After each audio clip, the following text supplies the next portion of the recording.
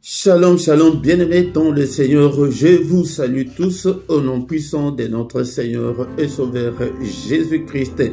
Bien-aimé, tu as bien fait de venir dans cette émission, la parole de vie, pour que nous puissions ensemble apprendre la parole de Dieu. Bien-aimés dans le Seigneur, c'est un moment favorable, un moment où nous devons écouter, nous devons apprendre la pensée de Dieu, ce que Dieu veut et ce que Dieu ne veut pas. Mais tu as bien fait, bien-aimé dans le Seigneur, mais sois disposé. Est-ce que tu as ta Bible avec toi? Est-ce que tu as ton carnet? Est-ce que tu as ton stylo pour prendre des notes? Bien-aimé dans le Seigneur, c'est un moment merveilleux où nous venons devant la présence de notre Dieu pour que nous puissions manger. C'est le moment où nous venons à la table du Seigneur et prends au sérieux, bien-aimé, dans le Seigneur. Mais parmi de grands piliers du christianisme, il y en a beaucoup, mais des grands piliers, c'est la parole de Dieu et la prière. Si tu ne prends pas en compte ces deux piliers, tu n'iras pas loin et tu ne feras pas des exploits avec le Seigneur. Bien-aimé, au micro, c'est votre serviteur, le prédicateur Philippe. Je suis là, bien-aimé, pour que nous puissions apprendre la parole de Dieu. Mais avant toute chose, nous allons prier, nous allons recommander ce moment entre les mains du Seigneur pour que la main du Seigneur soit avec nous, au nom puissant de Jésus. Père éternel, au nom puissant de notre Seigneur Jésus-Christ, nous recommandons ce moment entre tes saintes mains. Que ta droite puissante soit avec nous. Seigneur, illumine toutes les zones d'ombre de nos vies pour que nous puissions apercevoir la puissance qui est dans la parole, car il est écrit que au commencement était la parole était avec Dieu et la parole était Dieu. Que cette parole, Seigneur, nous illumine cet après-midi au nom puissant de Jésus-Christ. Que cette parole, Seigneur, tombe sur la bonne terre et produise de fruits et de fruits durables au nom puissant de Jésus-Christ. Alléluia. Et nous chassons tout esprit maléfique qui peut venir pour nous voler la parole et qui peut venir pour nous assoupir. Nous les chassons au nom puissant de Jésus-Christ. Que ta main, Seigneur, soit avec nous.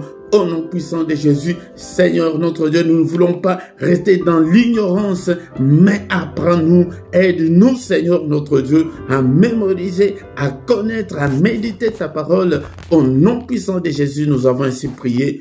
Amen, amen, amen, amen. Acclamons le Seigneur encore une fois, bien-aimés dans le Seigneur. Au micro, c'est votre serviteur, le prédicateur Philippe. Nous sommes venus dans cette émission pour apprendre la parole de Dieu. Je t'ai dit que achète ta Bible. Si tu n'as pas de moyens, fais des économies et mets un peu de l'argent à côté pour acheter ta Bible. Achète ta Bible. Et avec la Bible électronique, tu ne vas pas grandir. Tu ne vas pas... tu ne vas pas aller plus loin, bien-aimé, dans le Seigneur, mais achète la Bible papier.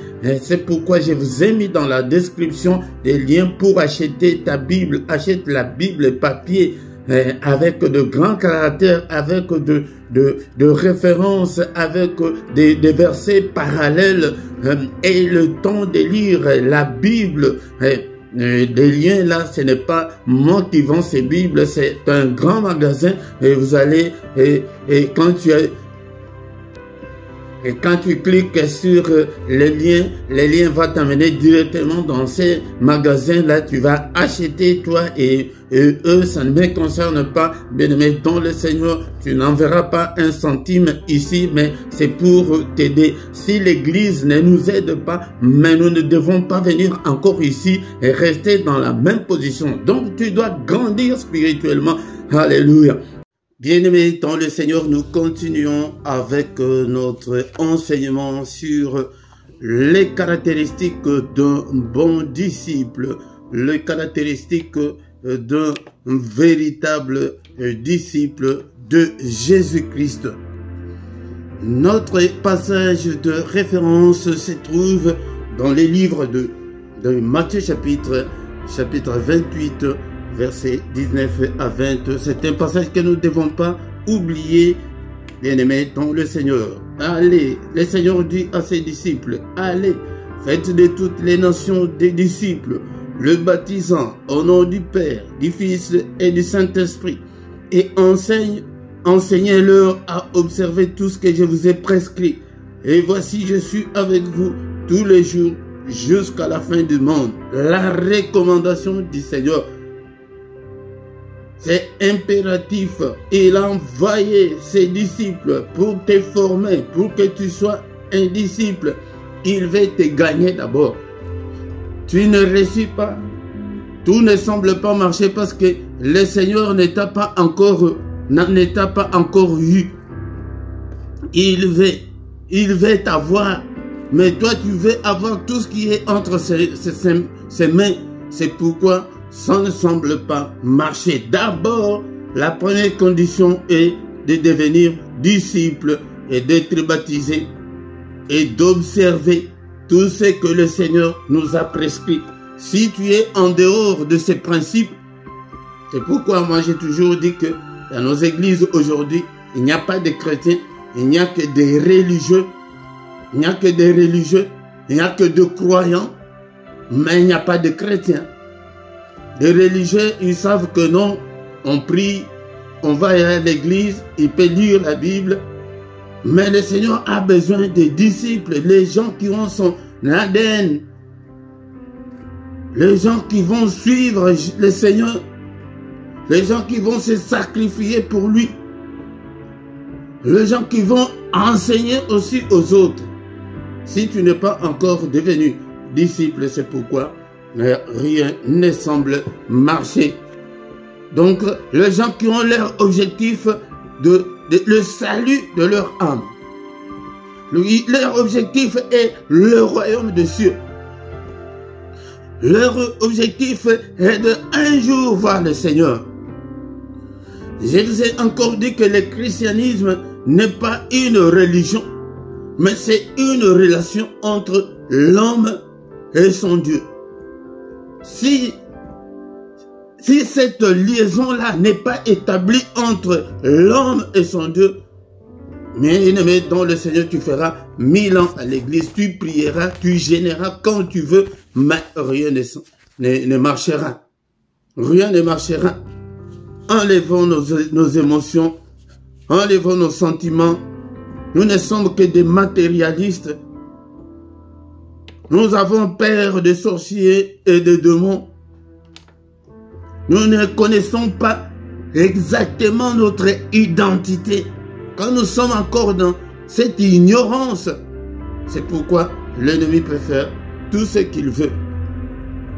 Je veux que nous soyons cette nouvelle génération de amoureux de Dieu, de chercheurs de Dieu, des passionnés de Dieu, des assoiffés de Dieu.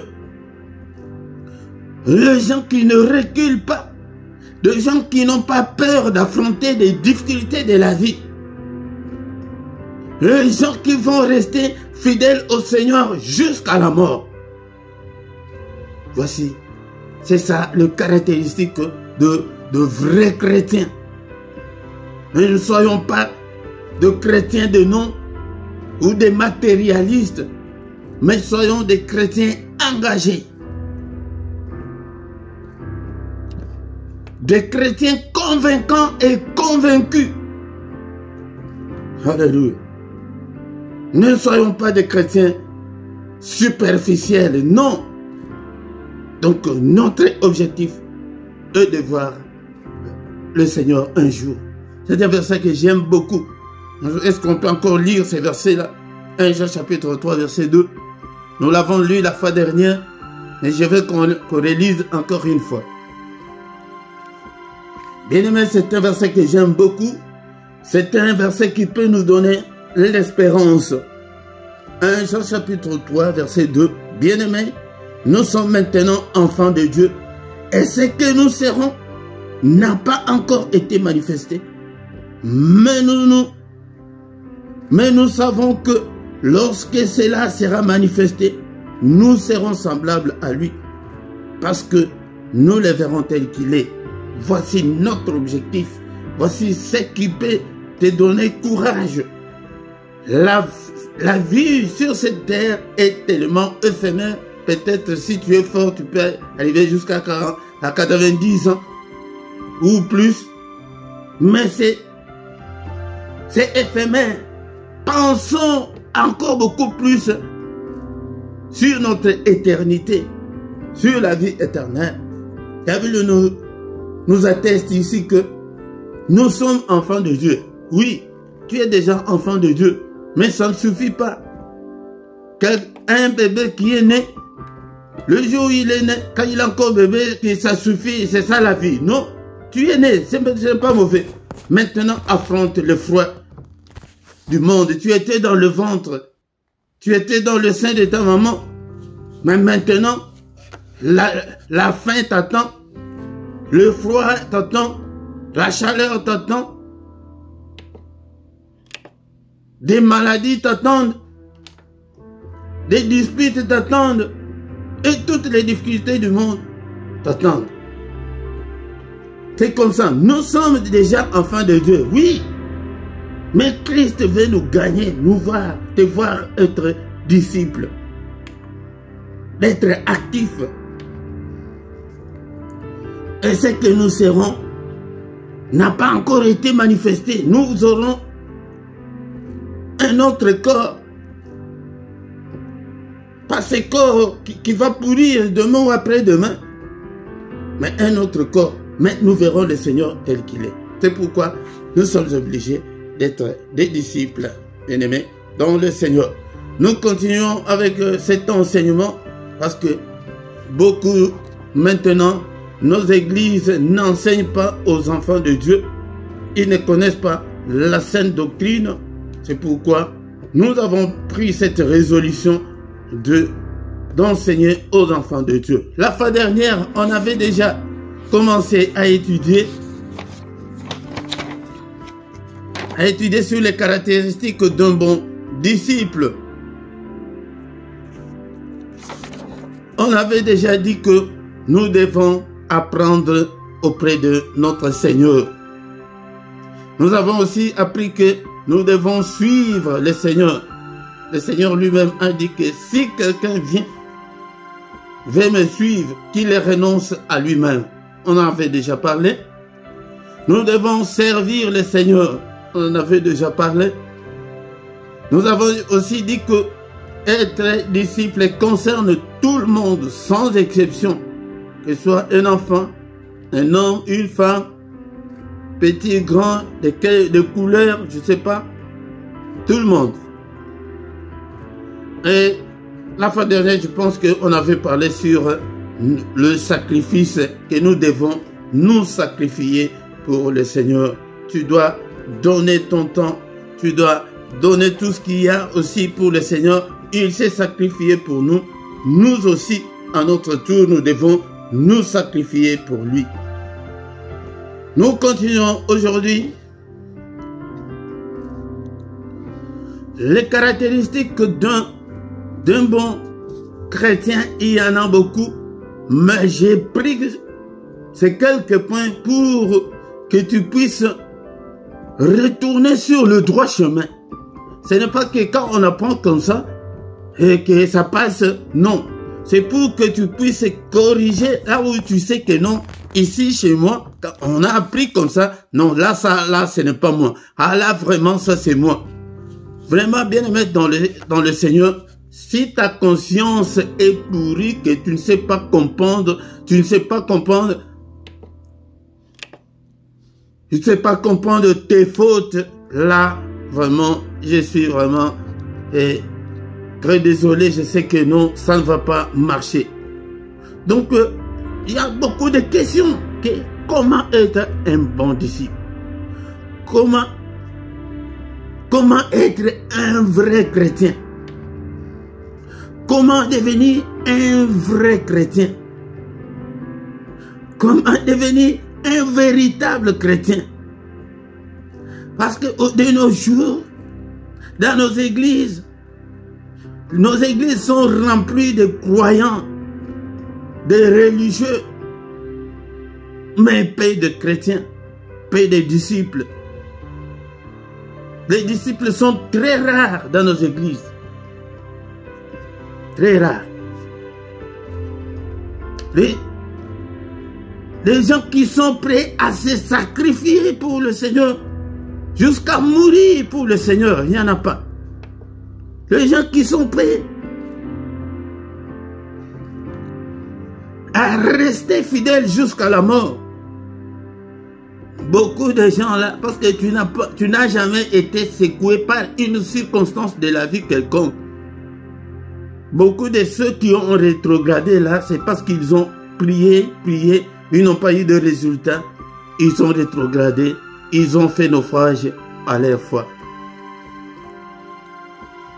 J'ai soutenu aujourd'hui encore une fois 3 caractéristiques très importantes, mais je ne sais pas si on va le finir aujourd'hui, mais si on ne le finit pas le dimanche prochain, on va continuer. La première caractéristique de cet après-midi, c'est l'humilité. Et le contraire ou l'opposé de l'humilité, il y a l'orgueil.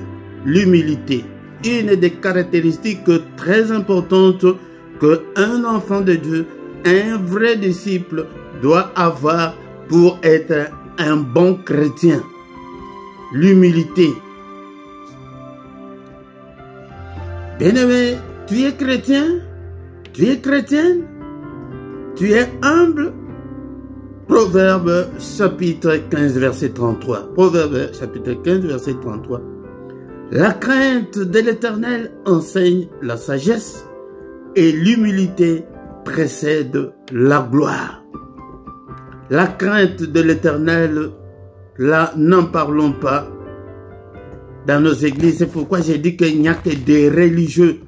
Nous n'avons pas la crainte de Dieu, mais nous n'avons que l'orgueil. La crainte de Dieu ne plus. Aujourd'hui, des gens font ce qu'ils veulent. Des hommes de Dieu, des pasteurs religieux, de pasteurs croyants, mais pas de pasteurs disciples. Des enfants de Dieu religieux. Parce que c'est l'Église, parce qu'il porte le nom de Christ, il est chrétien, chrétienne. C'est tout ce qu'on sait. Mais la crainte de Dieu ne lui enseigne pas la sagesse. Comme nous venons de le lire dans Proverbe 15, 33, la crainte de l'Éternel enseigne la sagesse.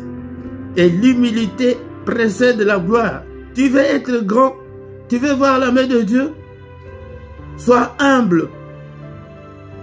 Pas humble que tu t'es dit que humble, mais humble de cœur.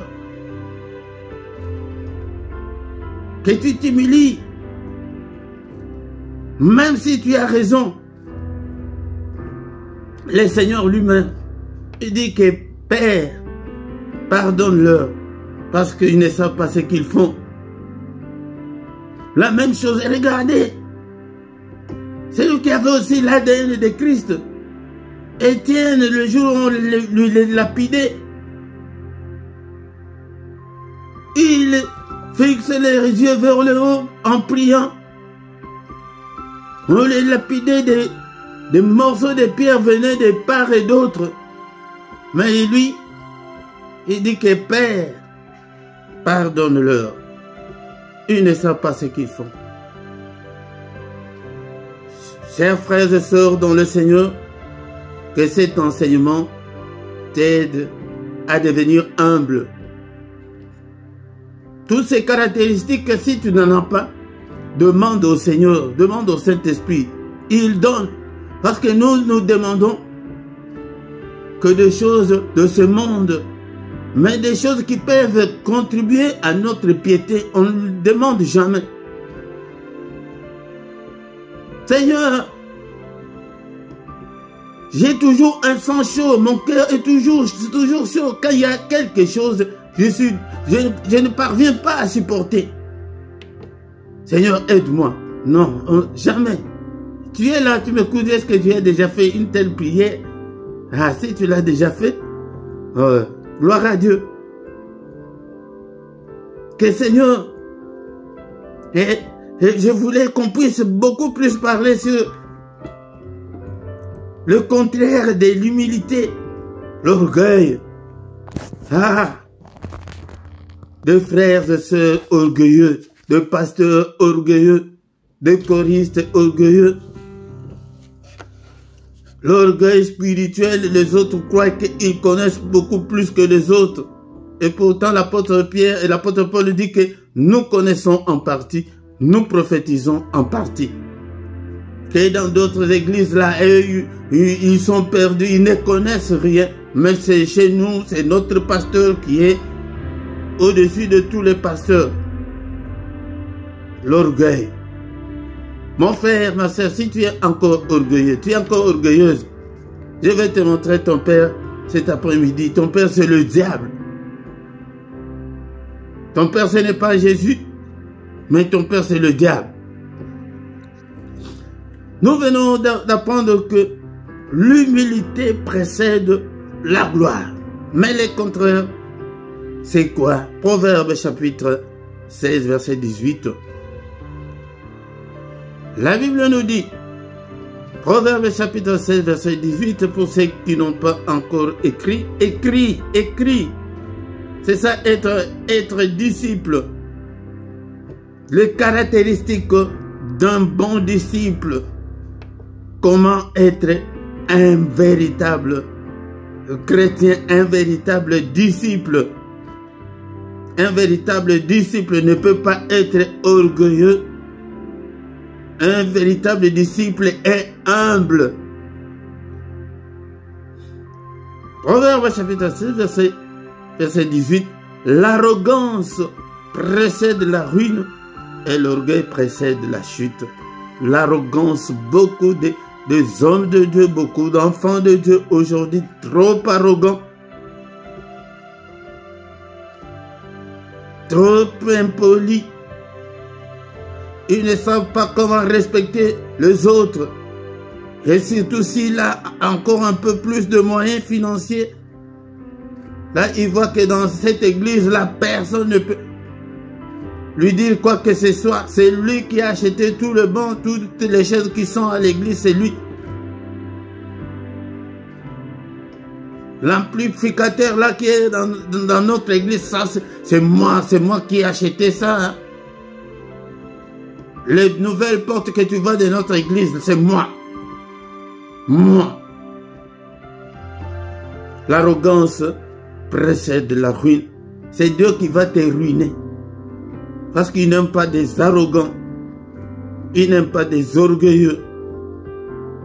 Ton orgueil va précéder ta chute.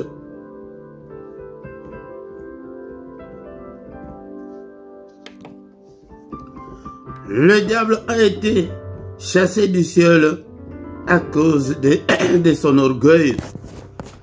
Ésaïe chapitre 14, verset 12 à 15.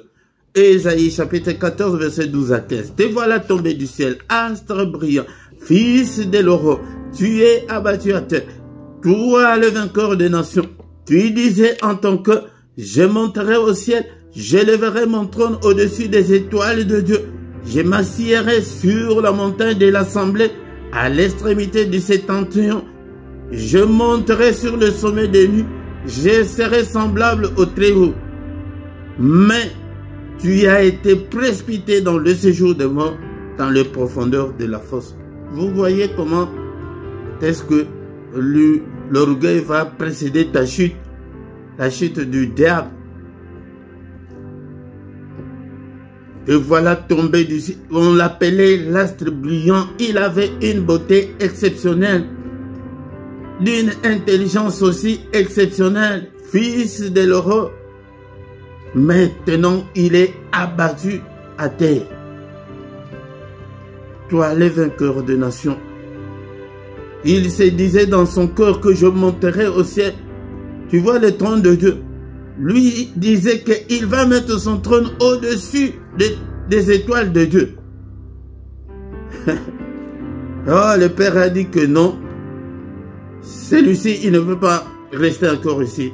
C'est pourquoi il a été chassé. Et il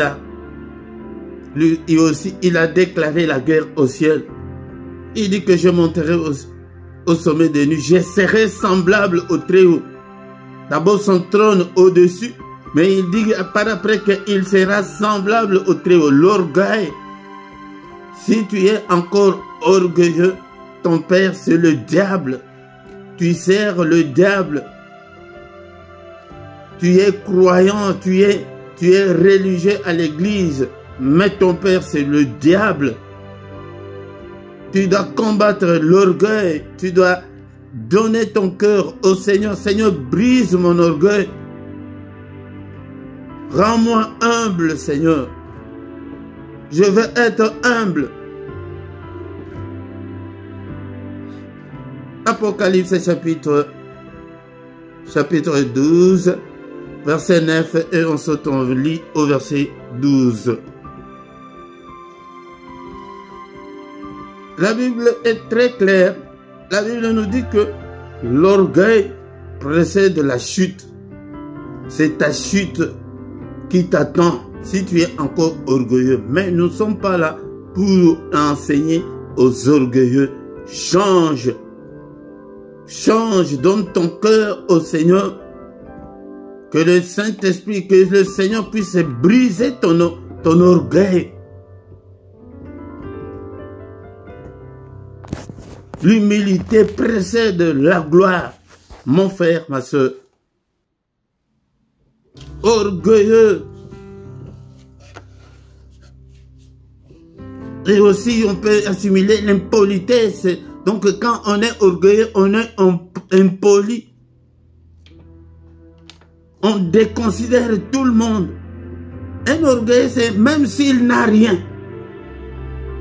Il se voit au-dessus de tout le monde.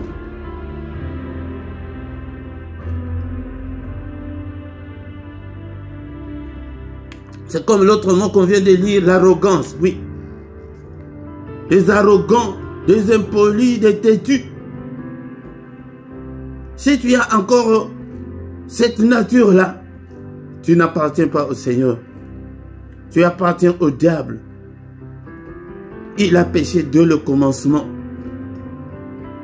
Il voulait mettre son trône au-dessus des étoiles de Dieu. Il voulait devenir semblable. Semblable au Très-Haut. L'orgueil. Apocalypse chapitre 12, verset 9. Et il fit précipiter le grand dragon, le serpent ancien, appelé le diable et Satan. C'est lui qui séduit toute la terre. Il fut précipité sur la terre et ses anges furent précipités avec lui. Vous voyez cette chute? C'est ça la chute. Ne crois pas que parce que tu as cette petite maison-là, parce que tu as ce petit boulot-là, que tu ne peux pas tomber. Tu n'as jamais vu de grandes sociétés avec de millions de milliards tomber en faillite. À cause de ton orgueil, comme c'est la parole de Dieu qui le dit déjà que non, l'orgueil précède la chute. Tu tomberas, même s'il te reste une minute de mourir, tu ne vas pas mourir dans la paix. Tu ne vas pas mourir dans l'abondance. Il faut que la parole de Dieu s'accomplisse, que tu es orgueilleux. Tu vas mourir très pauvre, très malheureux. Ou bien tout le monde va te fuir. Tout le monde va te quitter. C'est comme ici en Europe, on voit certains parents là abandonnés par leurs enfants dans les homes de vieillards. Il n'y a personne, pas de visite. Mais c'était des grands chefs d'entreprise, des grands directeurs d'entreprise.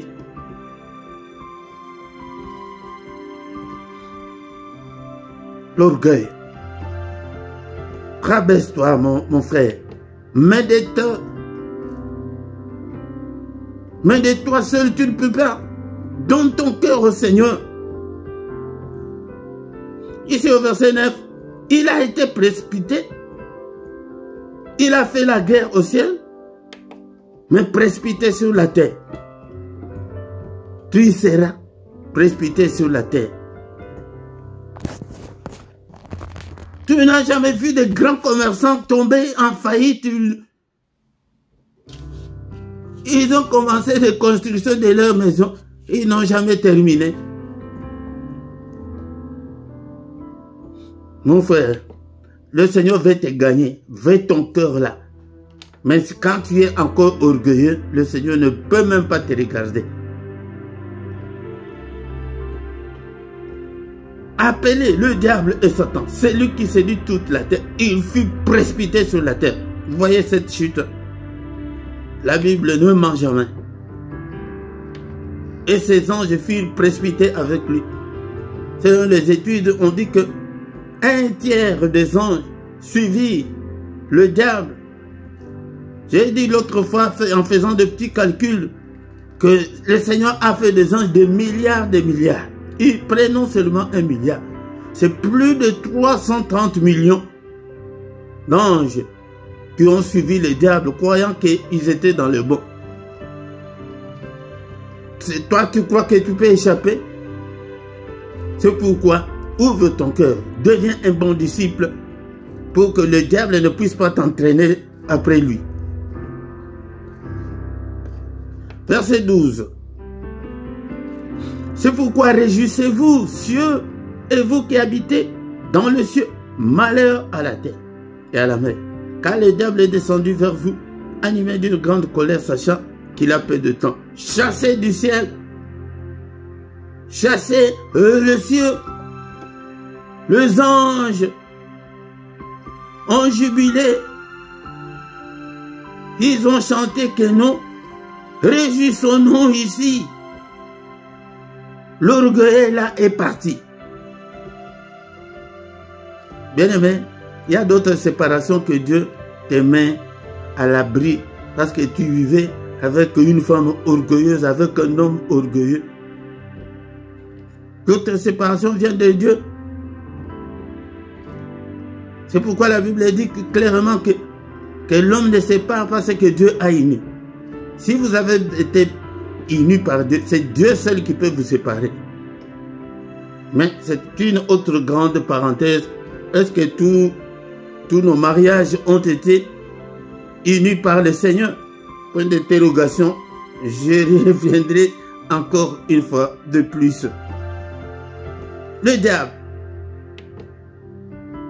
le serpent ancien, l'orgueilleux. Mais si tu as cette nature, donc tu fais la volonté de ton Père.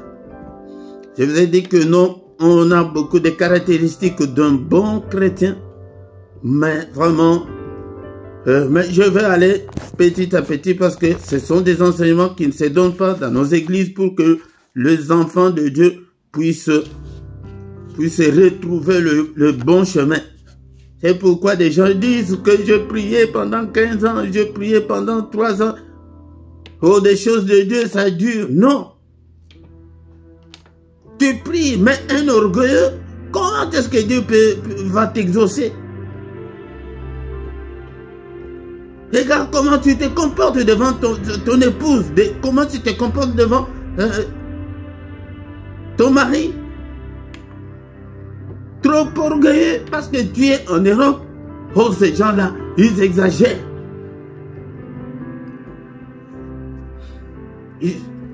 J'étais avec un ami l'autre jour, il m'a raconté, c'est un exemple que des gens qui sont ici en Europe peuvent bien comprendre.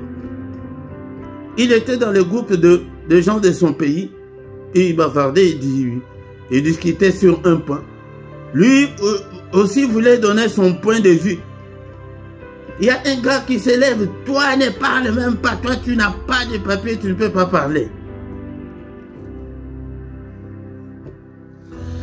Bien-aimés, dans le Seigneur, comme je vous ai dit, il y a beaucoup de caractéristiques, mais vraiment, je vais aller lentement pour que tu puisses bien comprendre. Mais aujourd'hui, nous allons nous arrêter là et nous allons continuer la fois prochaine. Donc, qu'est-ce qu'on va retenir cet après-midi?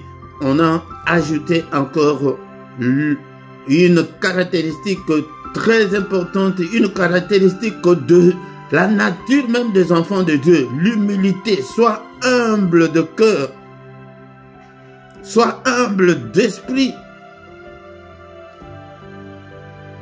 Ne vois pas des autres comme s'ils sont des basses classes, des gens qui ne peuvent même pas parler, comme l'exemple que je viens de donner, que parce que lui, il a des papiers, je ne sais pas s'il a amené, s'il est né ici ou quoi, ou bien il a amené des papiers là depuis son pays.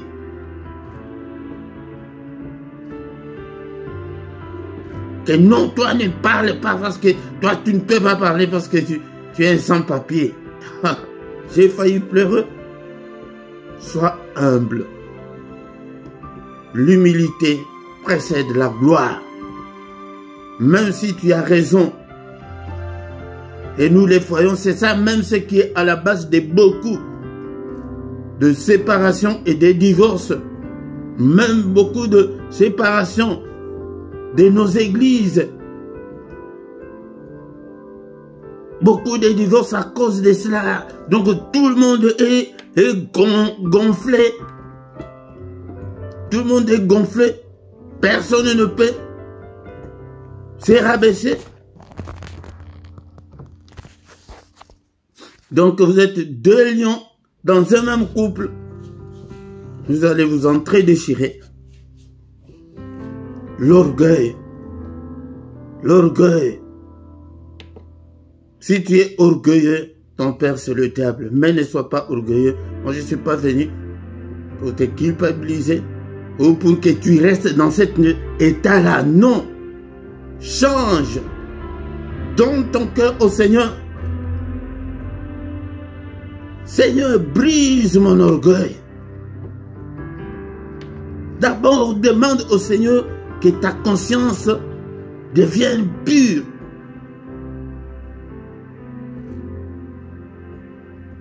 C'est l'une des armes que l'ennemi utilise pour que les gens ne comprennent pas leur faiblesse, leur péché, leur défaut.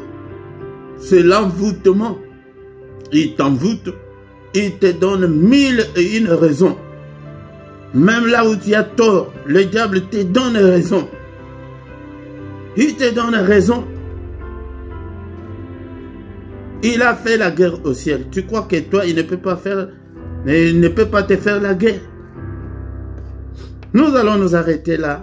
Mes bien-aimés dans le Seigneur, nous allons prier. Seigneur notre Dieu, nous te sommes infiniment très reconnaissants pour cet enseignement. Seigneur notre Dieu, aide-moi, ô Père, à me conformer à ta parole. Bien-aimés, nous allons prier avec ces versets de Psaume 51, verset 12. La prière de David. C'est pourquoi David était appelé par le Seigneur l'homme selon mon cœur. Voici des choses qu'on doit demander au Seigneur. Demande des choses qui peuvent contribuer à ta piété. Des choses qui peuvent t'aider à améliorer avec le Seigneur. Écoute cette prière de David. Psaume 51, verset 12. Ô Dieu, crée en moi un cœur pur. Mon frère, si tu as un cœur pur, ma soeur, si tu as un cœur pur, tu seras automatiquement humble. Un cœur pur et renouvelle en moi un esprit bien disposé. Un esprit des enfants de Dieu. Un esprit d'humilité. À partir d'aujourd'hui, mon frère, ma soeur, commence à demander des choses qui peuvent contribuer à ta vie chrétienne, à améliorer. Seigneur, brise-moi, brise mon orgueil, brise ma bouche. C'est la bouche ici, là, de gens qui parlent. Toi, tu as encore 10 mots, mais lui ou elle a déjà 150 mots. Bien-aimé, la chute t'attend comme Satan. Il a été précipité sur la terre. ta petite compagnie là va tomber en faillite. Tu ne sauras pas que même tes 1000 euros que tu as mis de côté là, tu ne sauras même pas comment ça va finir à cause de ton orgueil. Mais nous voulons prospérer avec le Seigneur. Seigneur, dispose-moi, crée en moi un cœur pur, un cœur des enfants de Dieu. Au nom puissant de Jésus, renouvelle en moi un esprit bien disposé. Seigneur, donne-moi, Seigneur, l'humilité. L'humilité. Au nom de Jésus, je brise l'orgueil. Je l'appelle l'autodélivrance. La parole de Dieu est comme un marteau qui brise le roc. Dans tes prières personnelles, quand tu es seul, commence à briser tous tes défauts. Au nom de Jésus, Jérémie 23, 29, que ta parole est comme un marteau. Si ce n'est pas l'orgueil, mais c'est que le péché autre, prends le marteau de Dieu, brise-le au nom de Jésus-Christ. Alléluia. Merci Seigneur notre Dieu pour cet après-midi. Que ta parole habite en nous abondamment. Que ta parole habite en nous dans toute sa richesse. Au nom puissant de Jésus, nous avons ainsi prié. Amen, amen, amen, amen. Bien-aimé dans le Seigneur, que le Seigneur, mon Dieu, te bénisse et te garde. Toi qui as suivi cet enseignement jusqu'à la fin, mais ne manque pas, chaque dimanche vient. Mais à partir de l'année prochaine, cette émission sera sur notre deuxième chaîne. Elle est sur la LRDC TV 2, mais ça ne sera pas à 17 h, mais à 18 h, mais à partir de 2024. La première, donc le premier dimanche de 2024, mais écris-le dans ton agenda. Cette émission sera sur la deuxième chaîne, mais à 18 h. 18 h chaque dimanche sur la 2. Et nous voici arrivés à la fin. Mais bien aimé dans le Seigneur, dans la description, tu as toutes nos coordonnées si tu as besoin de nous contacter. Et nous sommes aussi presque à la fin de l'année. Pensez aussi à vos actions de grâce. Et pensez aussi aux offrandes. Il y a le numéro des comptes bancaires et les comptes PayPal est là. Et aussi en direct, tu peux aussi envoyer ton offrande en direct. Tu vois à droite, si tu as ton téléphone à droite, il y a les symboles de dollars. Si tu appuies, il y a toutes les indications pour envoyer. Ou si tu es sur ton ordinateur, ton chat en direct, en bas, il y a les symboles de dollars. Si tu actives, donc tu peux envoyer ton offrande ou ta dîme en direct. Nous voici arrivés à la fin. Et chaque soir, on est là. Ne manque pas. Et ce soir, nous avons la prière puissante du soir avant de se coucher en paix avec le Seigneur. Bonne soirée à tous. Au nom puissant de Jésus. Et à dimanche prochain. Amen, amen, amen, amen.